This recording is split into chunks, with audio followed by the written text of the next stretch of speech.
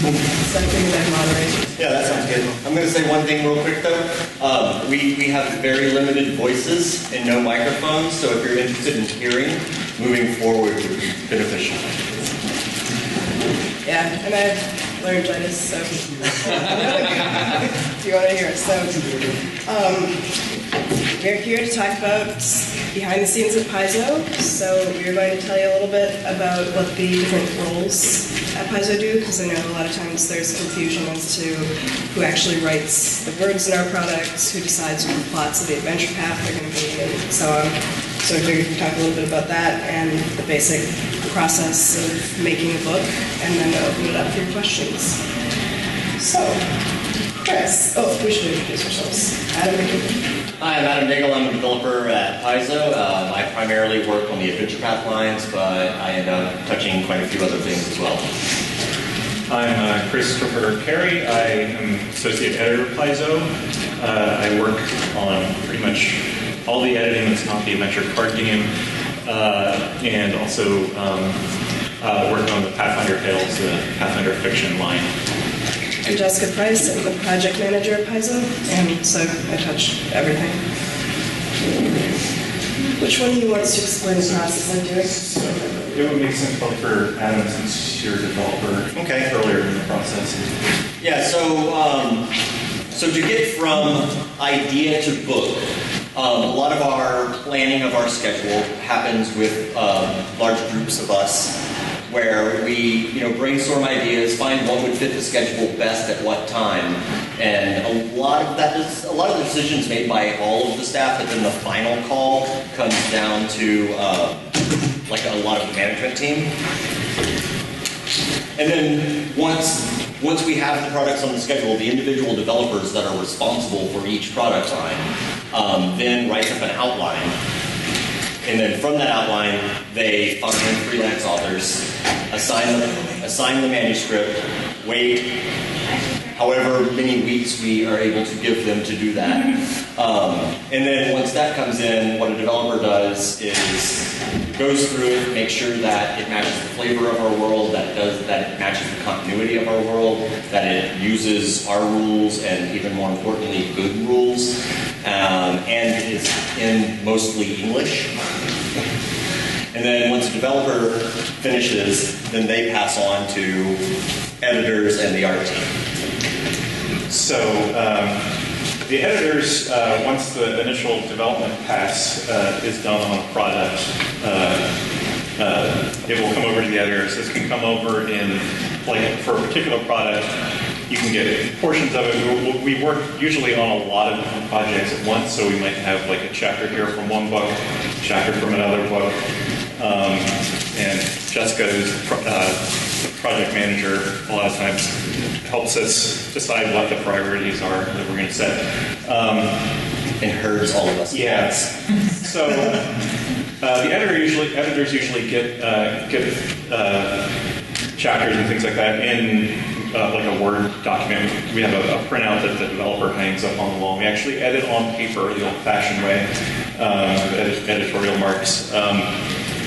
And ideally do 2 passes on paper when it's still in Word, Microsoft Word, and then enter our changes transferred from paper to the Word doc.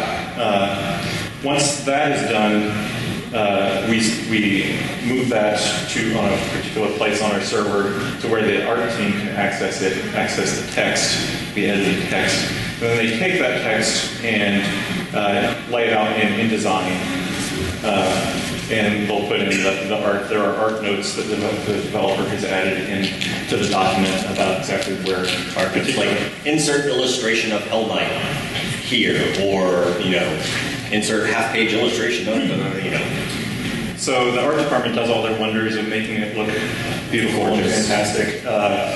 And then it comes back, and it will go back to the developer for copy fitting, because we have a formula for trying to get the text as close as possible to fit on page with a piece of artwork. But in reality, that does not always work out exactly. It's always a little under, a little over, usually. Sometimes it miraculously works out perfectly because the art team can just stretched it just enough to get it there. Yeah, I'm going to explain copy fitting real quick because it's not something I was even aware of, even though I had been freelancing and for a long time. That's a graphic design thing, and that's not anything I knew about until I actually came on staff. If anyone's familiar, for all of you that are familiar with our products, you'll notice that we have almost no white space. Words go down in 2 columns, down to the bottom. The only thing that breaks that is art or headers or any other sort of graphic element. So in copy fitting, like for example, I do a lot of monsters in the back of the AP, which is 2-page monsters. And then it always has a piece of art and a stat block. And then sometimes if I've cut too much or added too much to the thing, when it goes through layout, it'll either be a certain number of lines over or under. Under is easy because you just add more to it. It's like, oh, and it also smells terrible, and just fill that out a little bit. What's painful is when it's over and you have really good words that are there and you have to pull ideas out of that just to make it fit that page. Because books are done in signatures of 16 pages at a time. You can't just add 1 page because you went over by a column. You have to trim that in and make it fit the format that we prefer. Nothing additional goes in unless something comes out. So when Adam and the developers are done copy fitting the laid out version of the document, it'll come back to the editors for another editorial pass. We have to make sure, we have to read the entire article, make sure that when the copy fitting occurred, that it all still makes sense, because like I was saying, you might be taking a little bit here and a little bit there out and not realize that over here it actually makes a reference to that earlier thing that was cut. So we have to, Yeah, I've pulled a sentence that I did not realize was load-bearing and had Chris come over going, it seems like something's missing here. It's like, oh, you're right. I probably shouldn't have pulled that line. So the editors also look for continuity, which is, we're very familiar with the campaign setting. You're also very familiar with rules language. Yeah, our editors aren't just copy editors that are looking for dangling modifiers or anything like that. Like they know our world, they know our rules, they know when things seem off. We're all cross-trained to some extent, and we all have their strengths and weaknesses, but like all of our developers have some kind of training in editing, and likewise all the editors know something about the roles, know something about the campaign setting. We actually separate editing, what would be editing anywhere else, into 2 disciplines. What we call developers do the same thing that an editor at a book publisher generally does. Like a content editor. Yeah, which is, they fix structural problems, there's continuity checking, there's tone checking, and all of that. But I think as Adam was saying, that doesn't mean that the editors, the people whose job title is editor at Paizo, are limited to copy editing. They do a bunch of that same stuff. So there's a sort of, there's some overlap there, which is another form of protection against releasing a book with big continuity errors or something like that. So to pull the editing side all together, we do ideally a total of 4 editing passes on every article that's in a book. The first 2 we try to do in Word, so that we can know that there's not going to be any major additions or subtractions from the work, and that it will fit into the right space when it's laid out. And then we do another pass in the 3rd edit pass after it's been laid out, and that's where we're doing a lot of the making sure that copy fitting hasn't screwed up anything. And then once that is all done, we do a final pass, which we call our copy edit pass, where it should really be pretty clean by that point, and we're looking for just typos and very minor typographical errors or just a wrong word here or there, and try to make it a light pass so that we're not making a major change. And then anytime you make a major change or rewrite a sentence, there's potential that you introduce an error into the product. No matter how many times you reread that sentence yourself, you might just be rereading what you think that you're reading and completely not realizing you dropped a word here or something. So we try to make that fast. It's one of the things when you work with a lot of writers, to convince them that everybody needs an editor. You can be the best writer in the world, but you shouldn't edit your own text. I mean, you should do a pass before you turn it over to the editor to fix any big problems, but like you're going to see what you think you wrote rather than what you actually wrote. So it's super important to have other people looking at what you write, which if you're a freelancer or an aspiring freelancer, it's good to remember that your editor is actually your best friend. Needing an editor is not a sign that you're not a good writer. It's not a sign that you're, illiterate. It's somebody who's paid to make you sound even smarter and more articulate. So we do. You're probably starting to gather that we do a lot. It's not a linear process, even though we've kind of broken it into that. Like you have the development pass, the editorial passes, and it goes back to the developer, and there's a lot of back and forth. And we kind of skipped over the art department, but after it's been laid out the initial time, we have a lot of word wrap problems where words are wrapping around a piece of text, and suddenly the sentence gets stretched out, and all the letters in the sentence are a centimeter apart or something. So we have to take that kind of thing back. We continue to edit on paper the entire process after it's been laid out. We print it out, and we usually use a red pen or a red marker and circle all the art changes. And after we're done our edit pass, we take it back up to the art department. They're actually on a separate floor than us. Gives us some exercise because we're sitting in our chairs all day long. And take that up there, explain to them the problem if they're up there, or just leave the notation up there. Sometimes we have things where the art doesn't match what it's supposed to in the text, and if it's already been established in the campaign setting that a monster looks like a particular thing, and the artist has interpreted it in a way that does not match that. Sometimes, if we have time in the process, that will go back to the artist for a revision.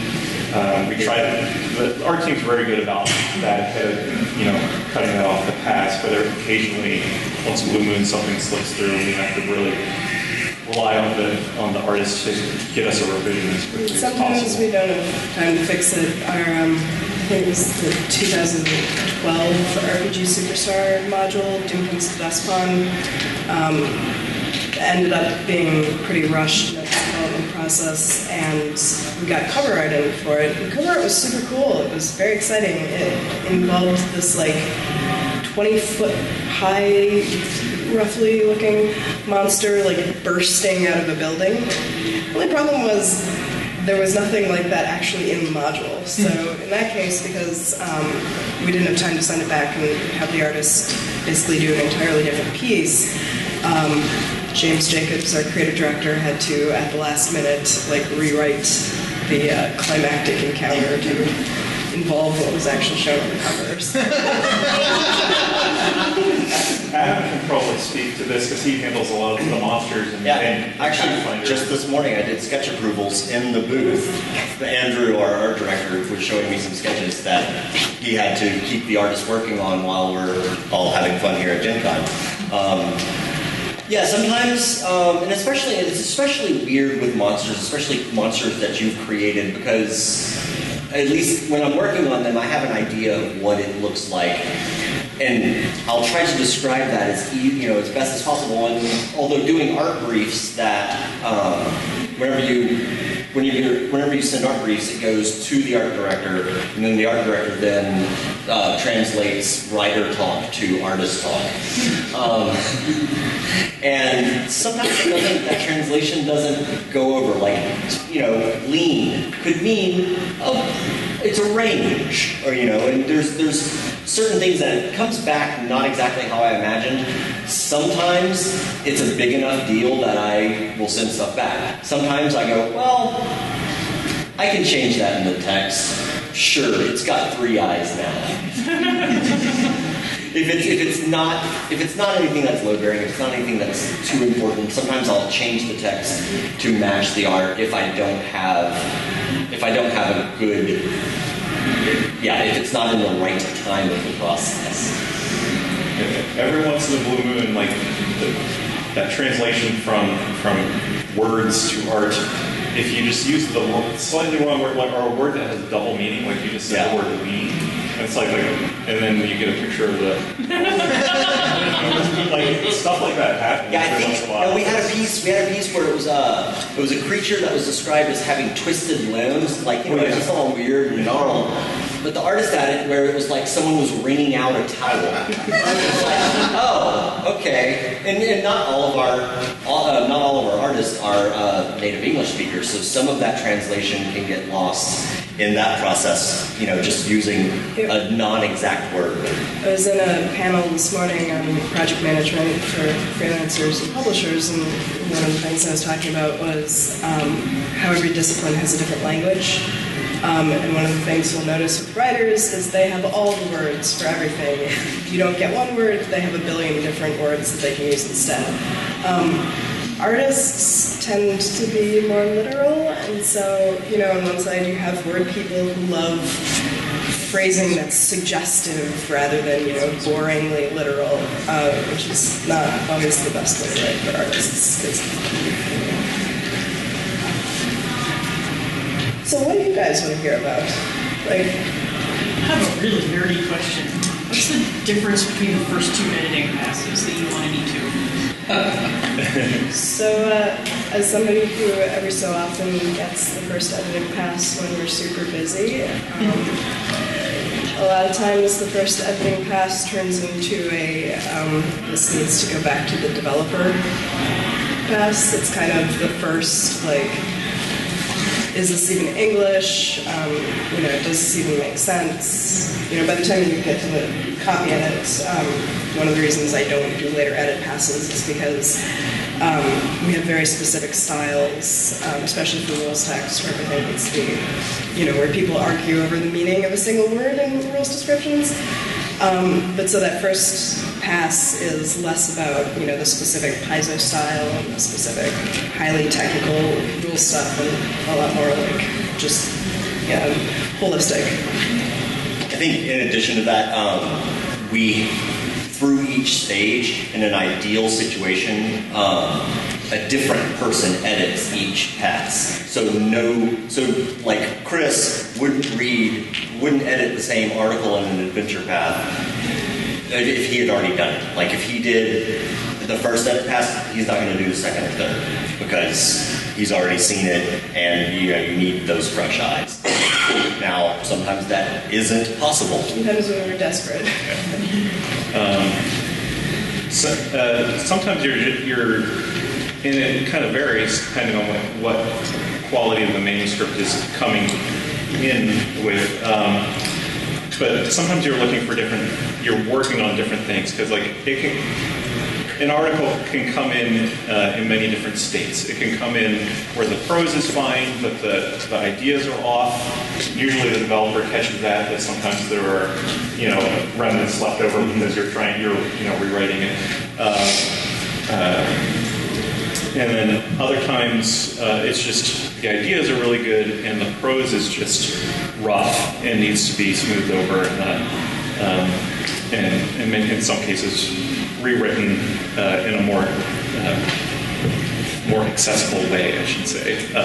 We'd love to have an army of freelancers that were all just superstars at every aspect of what we need, but the truth is we have a lot of people that are better at one thing or another. So I've ended up doing pretty heavy rewrites on text from freelancers that were super conversant with our rules, and so all the math was great, and they were really familiar with our universe, so all the details came from good stuff, but paragraphs just weren't structured well, and in some cases ideas got repeated a lot, and so and when you're working with something like that and just trying to smooth out the prose and get it in the right order and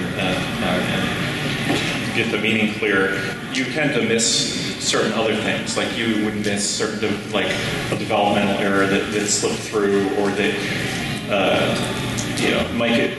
you might actually, when you're rewording something, change the meaning, and then hopefully the next editor, when they're reading through, will it will stand out to them, and then we'll question it, and we'll either ask the other editor, when you were reading this, did this make sense? Or, and then ultimately go to the developer, and it can be like, did this get rewritten or something? Because it doesn't seem to make sense now, So, a lot of different things, depending on what exactly you're getting in that first manuscript. Could you guys speak up a little louder? I can't. Yep. Sorry, you're gonna have to move forward. It's okay. Plenty of empty seats up front, but I will try to speak louder. How do you guys begin forming relationships with freelance artists? Do you usually look for people who already have a large kind of portfolio of work, or do you kind of scout out for guys who are just getting started in the writing and development field, or what's your process for finding freelance artists or freelance not artists, I'm sorry, writers. Okay, because I was going to say I can't really answer a whole lot about artists, but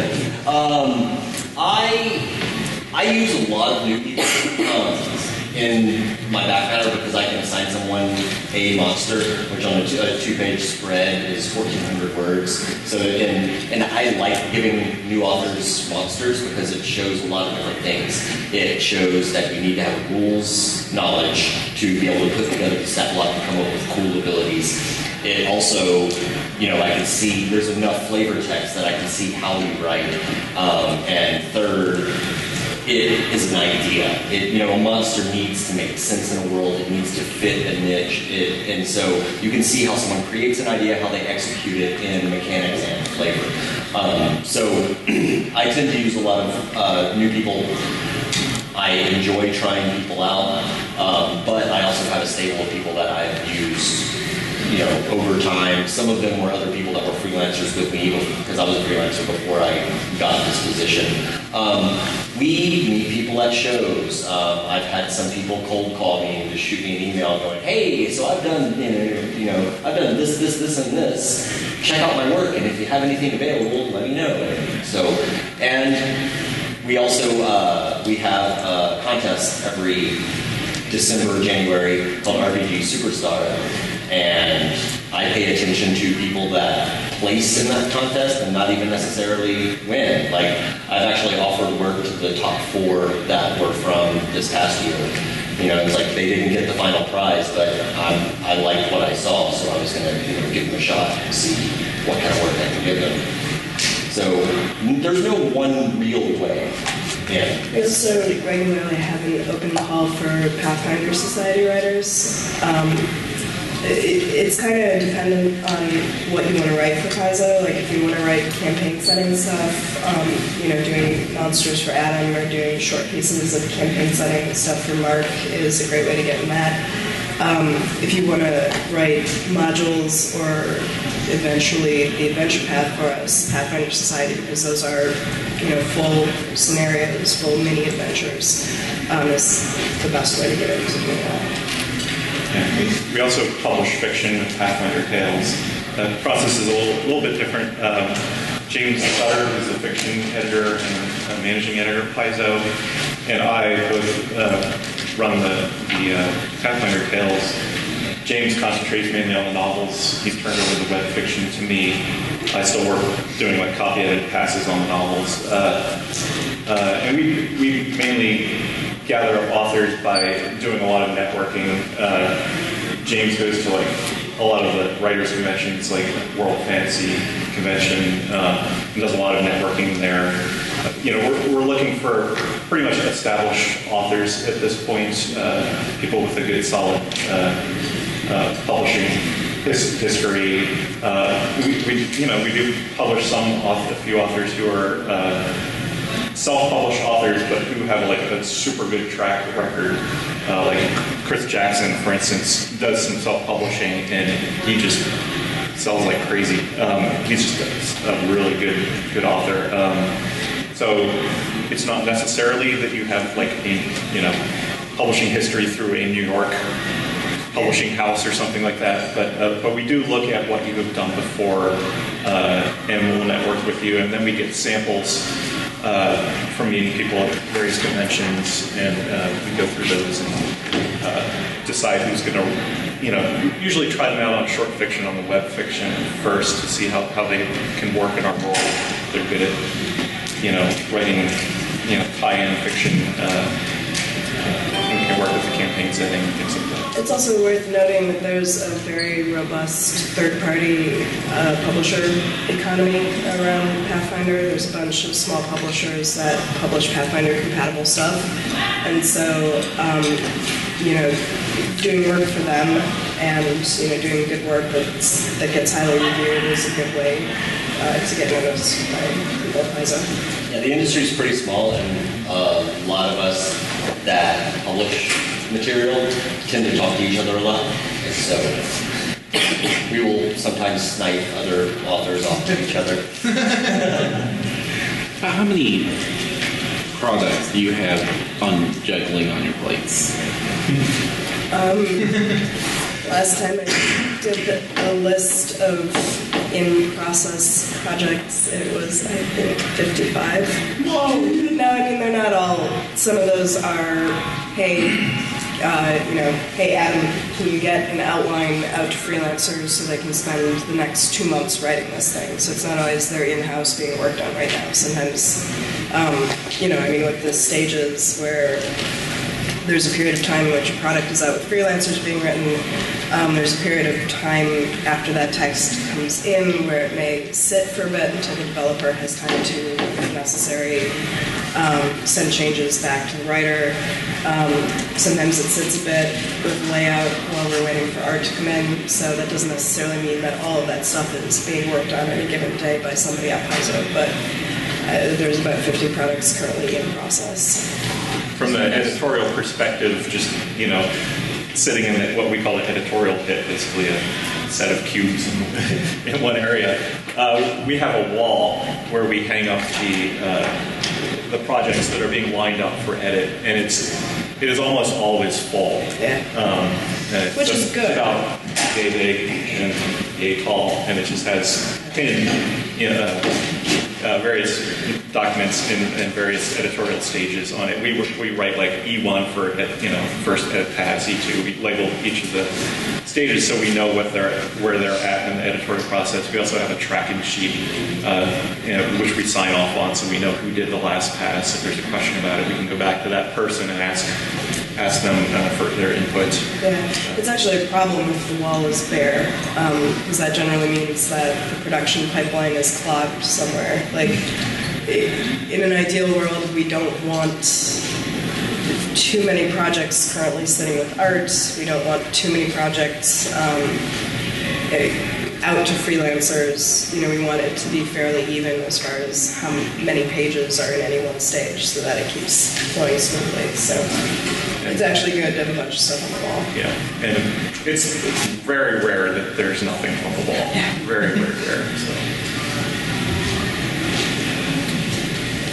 The 55 projects you mentioned, that's throughout the company. That's not just on your plate. Well, I'm the project manager, so they're all on my plate. It doesn't necessarily mean that I have We're checking on where they are in the process. It doesn't mean that I necessarily have any work to do on them besides just being like, oh, that's supposed to be back from layout by, Friday, or shouldn't we have the text in for this by now? But each person is, to be fair, juggling multiple projects at a time. In various stages. Like the developer might be doing outlining, art orders, development, all at this maybe even developing 2 projects at the same time. Try and prevent that from happening, but they may have something that, the editors are always editing multiple projects at once. Except for Adam. Yeah, I'm a special case. This is a special case. The adventure pads, they discovered, I think right before I started at Paizo, they had figured out that they couldn't just have one primary adventure path developer, because at 96 pages coming out monthly, that was more than a month's work for each volume for the developer. So we now have our creative director, James Jacobs, and one of our senior developers, Rob McCreary, alternate adventure paths. So in any given time, they're both working on an adventure path, but it's not the same one, and it's not coming out at the same time. Adam, who does back matter, unfortunately, kind of has to bounce back and forth very quickly between his current adventure path and Rob's. And to like also illustrate the 55 products type thing, like one of the things I do for Adventure Paths is I just assign all of my stuff 6-month chunks at a time, like because APs once a month, there's 2 a year. I will assign, because I've got 2 articles, a piece of fiction, and 4 to 5 monsters for every bowl. It's very formulaic. A lot of my products are very formulaic like that, so I know what I need for each thing, and I will spend a week and just outline that entire 6 months worth of product, send it on, let them start working on it while I'm working on the previous Adventure Path that has already come in. And of those 55 products, not all of those are adventures or modules. Yeah. A lot of them are, map packs, flip mats. I mean, those get edited as well. We have promotional text on them that needs to be reviewed. And we also have like pawn sets, for instance, editing a pawn set. You think, oh, there's not much text on there, but they are just huge projects to edit because you've got to make sure that every single pawn corresponds to the to what's on the actual back of the box, and all sorts of problems with it. They're all color coded, and they have to be the correct size. The correct spelling has to match. The spelling has to match what was in the published adventure. If we're doing one of the pawn sets from the Adventure Paths or from the bestiary ones are enormous, just the number of pawns in there. Freelancers really long, hard to spell names. Yeah. And so, yeah, our dragons. Dragons always ends in an X. Yeah, there's multiple X's. So yeah. Forgive me for making you talk more, but I'm actually curious about the project management side because we come from a very rigid, strict engineering industry, and project management to us means work down curves and all those metrics and charts and graphs, right? All that kind of thing. So I'm just curious about that, and then maybe just a little bit on the corporate structure, in terms of. I imagine you guys are a lot more collaborative rather than this person reports to this person. But maybe just some insight into that. If that's... So the project management side is somewhere between what a software project manager does and what a project manager, if a book publisher, traditional publishing house has one, sometimes those duties are handled by a managing editor or, at Microsoft I was a producer. It's one of those job titles where it means something different at every company, and there's even multiple job titles for it. Basically what I do is I'm kind of the traffic cop. I start out by working with our management team to help come up with what the schedule for the next year is going to be. And in that sense, I fill largely an advisory role where I'm I know you want to do 52 hardcovers that have, 600 pages each, but either you guys familiar with the project management triangle at all? Yes. So project management triangle briefly is time, resources, scope, or sometimes, unfortunately, quality. And the idea is if any one of those sides of the triangle changes length, so if you say that your 200-page book is now going to be a 300-page book, at least one of the other two sides has to change. So if you're turning your 200-page book into a 300-page book, either you're going to need more time or you're going to need more resources or both. And so people in charge who aren't involved with the nitty-gritty tend to hate the reality of that triangle because it's let's just work harder. Or after a lot of back and forth, our management team kind of went through the stages of grief. Initially, there was anger at one point when I was like, no, we can't do that. There was denial, there was bargaining. And it was what if we buy everyone more coffee?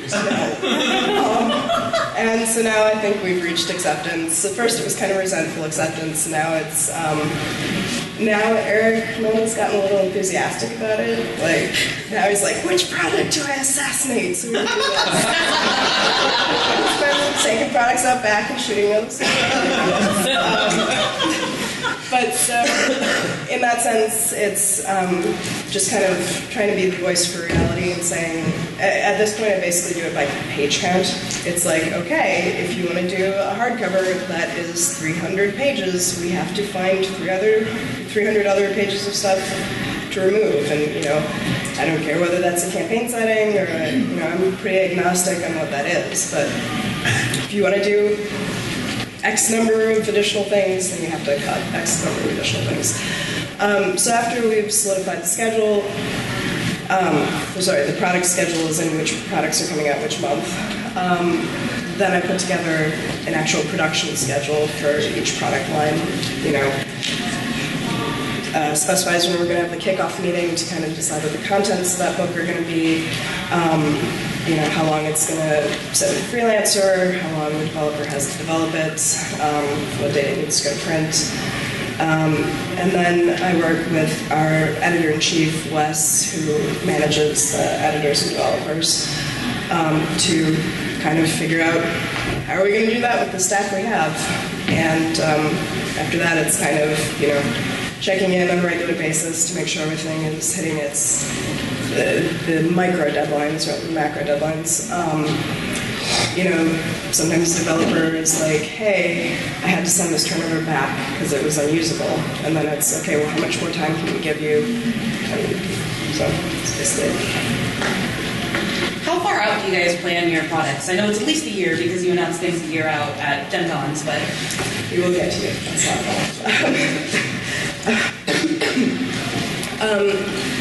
I have stuff scheduled sort of in the abstract out to 2017, or out through 2017, but that's more, June 2017 player companion. I don't know what it is yet, I just know we're going to start it here. As far as when we actually start work for the hardcovers, it's 16 to 18 months in advance, and for softcovers, it's about a year. Just wondering, side cost for printing, why do you choose China or to go outside the United States to do the printing? Just pure cost. Just pure cost? Yeah, I mean, no printing house can do the same price? Well, it's not just the same price. It's that if you look at something like one of our modules, it has a poster map in it. A lot of companies that can print books can't print books with a map with temporary glue inside. Or, we don't just print books, we print the flip mats, which have to have the dry erase coating on them, and cards, and, a number of different products that aren't just straight up books, and so our printer in China can do all those things. Do you think maybe in the future that Paizo will be having their own department of printing, or to have that made full in USA, or? That is probably a better question for Jeff, who runs our operations, but I would say that likelihood of us actually ever printing our own stuff is pretty small. We're not. We would more likely just partner with someone who's already. Because I know that about 2 years ago you had a problem with the container would come to Gen Con for the new manual. It was like, because it was from China, you have a tight schedule with that. Because sometimes when you're launching something and it is overseas or something like that, you have more control when. Yeah, I mean, we do some of our products. We do print some of our products domestically. Some novels are domestic, and we do have a U.S. printer that we've been trying out for the player companions. But basically our solution to the nerve-wracking journey across the ocean on a boat, and then other stuff gets held up in customs is I'm just always trying to get the date that we actually send something to the printer earlier, because I'd rather have it sit in our warehouse for a couple months rather than have it not be here for Gen Con. But there's even a lot of logistics to that, because we at this point I think have 2 warehouses, and I think they're both like threatening to not meet fire codes because there's so much stuff in them. So, I mean, it's fine. But I think it's just like right up to the line about how much stuff we can stuff in the warehouse before it becomes a problem. So we don't have a lot of space to just let stuff sit. Just out of curiosity, do you guys have a process of deciding what gets drawn, what gets into the art department? You know, is this NPC going to get kind of like a plus picture, whereas this monster is going to get a full half-page spread? Yeah, absolutely. How do you guys decide that? Some of it comes down to formula. Like I was saying, a lot of our books do follow similar formats. Like for example, in a 6-page article in the back of an adventure path, always opens with a half-page illustration and typically has 2 body shots. Sometimes those full body illustrations can be 1 full body illustration and a portrait, and that's really up to the developer of what they want to choose. But all of the products have a budget, and some things you can mix and match as long as you hit under that budget, and others, still stick. Like I know, I can't remember the exact numbers, but in the actual adventure part of the adventure, it's something like there's 12 full body illustrations, 6 portraits, and 3 half pagers, and that's what we've been using for years. So unless we really have an idea of how to switch something up or want to switch something up, we typically just follow the format. It's easier to keep doing the thing you've done. So ultimately, as a developer going through the material and having to narrow down, this guy gets drawn, this yeah. doesn't. And sometimes it's you've got to make a Sophie's choice because you have like 2 things you really want to illustrate, but they're going to show up on the same spread, and we typically never have, or we rarely have 2 pieces of art on both pages of a 2-page spread. So you've got to like either move that encounter so it's over here, because you got to space out your art so it's not all clumped up in one spot. And so sometimes deciding what to illustrate can be very difficult if you have too many good ideas. You mentioned that a lot of your products have a formula, and they do. And it's kind of the point that it makes it really easy to read them. Do you often get to decide, well, this is a case where we need to break the formula? So we just did a product, we just sent it to the printer, the Pathfinder RPG Strategy Guide, which I went and found the first file on my computer from, the first actual content file, which was 18 months old, and understand that we generally have like actual text files for stuff for maybe 4 months total from the time you get them in to the time you send it to the printer. And the reason it took so long, and I don't know if any of you were among the people that were anticipating it, but we pushed it back and pushed it back. I think it was actually technically, we were originally planning to release it in 2013 and kept pushing it back. Because it's very different from anything we've done before. And I wasn't here for it, but I understand that there was a similar amount of pain with the beginner box. So we try not to deviate from the formula unless it's important. When you release as many products as we do, I think this year there were 13 products that came out in August. When you're releasing that many products, and I know that in comparison to a lot of other pen and paper RPG publishers, we're huge, but we have 50-some people, and some of that includes like warehouse staff and customer service. And we don't really have that many people that actually work on the books. You're releasing that many products with that few people, like the formula is super important, and so we really try not to mess with it. And a lot of times if we find ourselves messing with the formula that much, it's like, oh, that probably means that this should be a separate product. Like for the Iron Gods Adventure Path, because it's science fantasy, there were all these rules that we needed to describe how different pieces of technology work differently from magic items. And I know James went around and around on like, well, what could we cut from the back of the adventure path so we have room for these rules and all that. And eventually it was like, well, why don't we just make it its own book? So it ended up in the campaign setting line, because that's where we do 64-page books, and it was roughly 64-page stuff. So. Slightly related to the technology guide, actually. What's the process you normally used to decide what's going to go on the PRD? How does that end up happening? Because I know the tech guide is actually supposed to show up there, which is a little weird. That is based on basically all the rules content goes up. Normally we wouldn't put the contents of a campaign setting book, but since the technology guide is less campaign setting and more actual rules, that's going up. So basically it's just... Yeah, we're making an exception for that so it can support the Iron Gods Adventure Path. And we can keep that same thing going that we've been doing before. I don't know if you guys are the right ones to ask, but you did mention that you do some work with pawns. Is there any plan to do pawns from past that you haven't released? For the adventure paths? Yeah. I haven't heard of any plans to do that. Not currently. I mean, there's been talk about well, maybe we could do a pawn box that does several, and maybe not exactly themed to the adventure path, but monsters that were used, so you could play those adventure paths with that. But there's currently no doubt in the plans. Yeah, I think that if we ever did another hardcover collection of an adventure path like we did with Rise of the Rune Lords, we would probably do a pawn set. So. Yeah.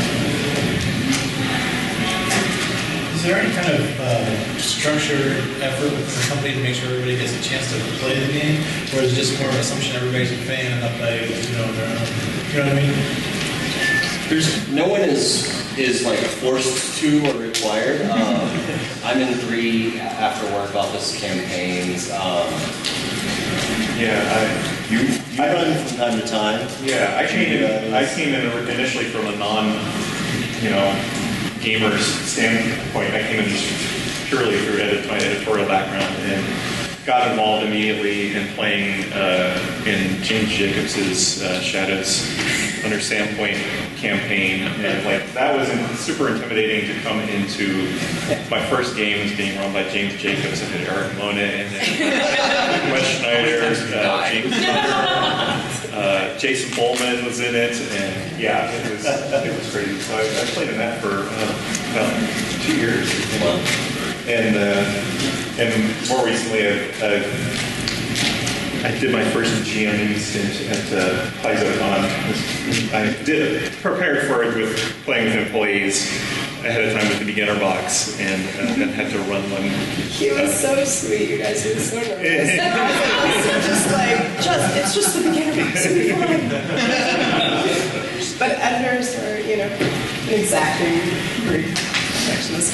I got drawn into the Paizo orbit in the first place because I was in Lisa Rubik's game, CEO, partner, and I never actually, aside from 2 sessions of a D&D game that I got kicked out of, it was one of those where it's I don't think I have time to run the campaign anymore, but I was the only person who told that, so and then he went on running it without me. But aside from that, I've never played an RPG before and got invited to Lisa's campaign and didn't really know what I was getting into.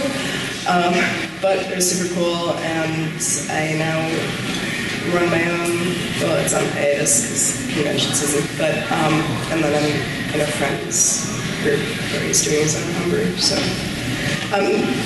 Like they were saying, nobody's forced to do it, but you don't really, not many people work for Paizo unless they really love the game. It's you're not going to get rich in tabletop RPGs, and it's, especially when we're gearing up for convention season, it's long hours, it's, very fast-paced, it's super stressful, and so if you don't love the stuff you're working on, I'm not sure why you do it. So I think most people are not. And also a lot of this, this is going into the accounting department, customer service, warehouse. Not everyone that works there might be a gamer, but everyone's some flavor of nerd. Yeah. Yeah. And then gaming, for me, coming in from the non-gaming standpoint originally, it just helps me do my job because, I learn how everything works it's one thing to read about rules text and another thing to see it employed, so how it actually operates, and then be like, oh, okay, I can explain it this way, because there's a lot of like coming into it from that background. People don't realize who've been playing the game, who work at Paizo, who've been playing it their whole lives. Their assumptions, like they have all this built into their background and just kind of hardwired into their brain almost, and they don't realize that with, for instance, the beginner box, like how to actually phrase something for a beginner and how they will understand it. So we did a lot of play testing with that, just to make sure that all different age groups could just out of the box start playing the game. And I think we did a good job with that, actually. Yeah. Well, I mean, you don't even realize how much you pick up just being in that environment. I mean, even before I started working at Paizo, Lisa's game is Lisa and Vic, and a guy who was one of the main designers for, I think, 3rd edition, and one of the guys who was, I think, one of the original investors in Wizards of the Coast, who's been playing tabletop games for, 4 years. And so I come in there, all newbie, and I still, that was 5 years ago, I still feel like the newbie idiot in that game. And then when I started jamming my own game, I was nervous about it because I'm like, well, I'm still such a newbie and I don't know anything. So I started jamming for people who hadn't really played before, and I had all these rules that I could just do off the top of my head. And it was like, oh, I actually know a lot. And then, when you work in the office, even I think if you're not playing a game at the moment, you're still taking it so much that it's second nature. I think we can fit in one more question. It's super fast. Or wrap it up. Okay. All right. Well, thank you for coming. Thanks, everyone.